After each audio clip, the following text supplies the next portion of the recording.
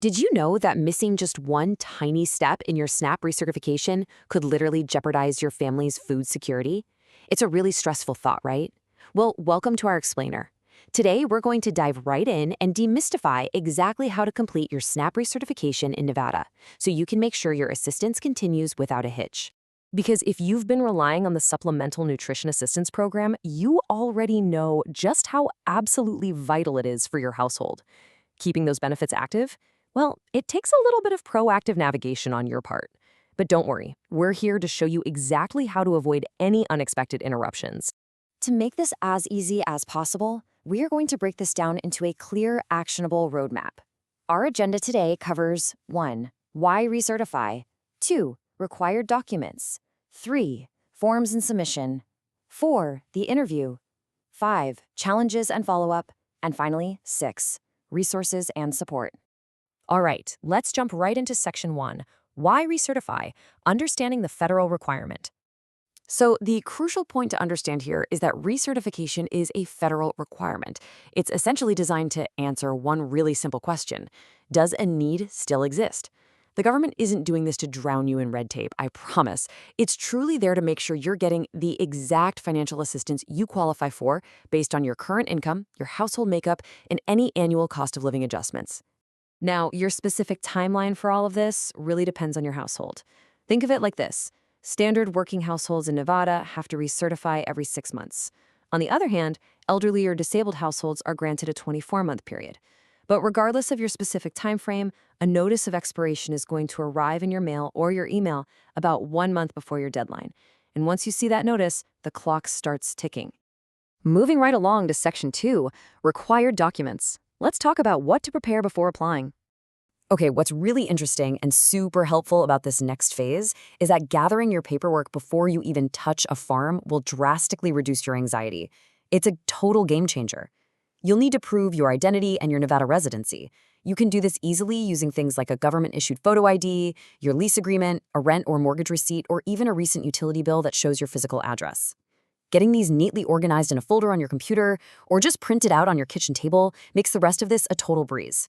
Now, let's talk about the money stuff. You have to compile 30 days of recent income verification. So think pay stubs, unemployment statements, or Social Security award letters. But wait, don't just focus on the money coming in. You also really want to provide proof of your expenses. Make sure to include receipts for dependent child care, proof of child support payments you make, and, if you have an elderly or disabled household member, proof of out-of-pocket medical expenses. Showing these deductions can significantly impact the benefit amount you actually qualify for. Okay, you've got your documents. That brings us to Section 3, Forms and Submission. Filing Form 2905 EG. You actually have a couple of different choices here. You can absolutely submit a traditional paper form, but look, using the Access Nevada portal online is highly, highly recommended. Why? Well, it's just by far the fastest method. Operating at accessnevada.nv.gov, the digital portal lets you safely save your progress. Upload those documents you just gathered directly into the system, and you can even track your case status in real time. But hey, if old school is more your style, that is totally fine. You can drop your paperwork off in person at a local Division of Welfare and Supportive Services, that's DWSS, office. You can also mail it directly to the Las Vegas P.O. Box at 51400, or if you reside on a reservation like the Washoe Tribe, you can use a tribal social service office. Just choose the method you're most comfortable with. The absolute most important thing is simply getting it in before your deadline. Next up is Section 4, the interview, verifying your information. We are now at a step that so many people accidentally overlook, and it's absolutely crucial: the mandatory recertification telephone interview. The state has to schedule this brief call just to confirm your form's accuracy.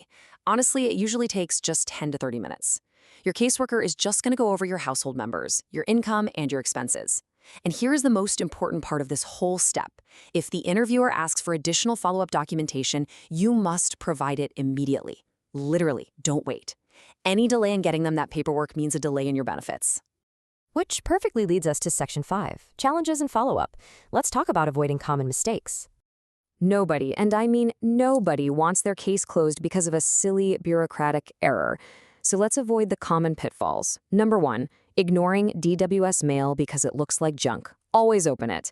Number 2, assuming automated or ex-party renewals handle the whole shebang, they often still require your manual input.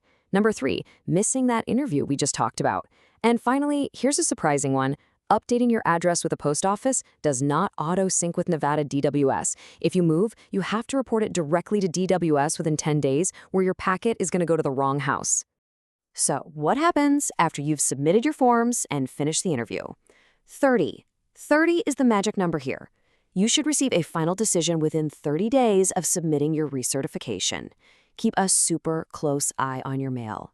If your benefits are about to expire and you haven't heard back, don't just sit there. Log into your Access Nevada portal to check your status immediately, or just get on the phone. Speaking of the phone, that brings us to Section 6, Resources and Support. Where to get help.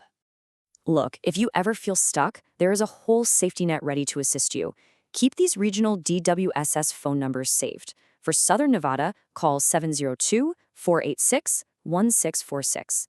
If you're in Northern Nevada, it's 775-684-7200. And for rural Nevada, you'll use 800-992-0900. You can call these lines to ask about missing documents, get help with a tricky form, or even request interim benefits if your case is stalled and you need help putting food on the table right now. By following these exact steps, you are taking direct control of your family's food security. Now, please remember, everything provided in this explainer is for informational purposes only. Always consult official DWS sources for personalized assistance with your specific case. But I want to leave you with this final thought. Food security isn't just some government program. It's a vital foundation for your family's future, and it requires your active, organized participation to keep it going. So are you fully prepared to take control of your renewal today? Keep learning, stay organized, and we will catch you in the next explainer.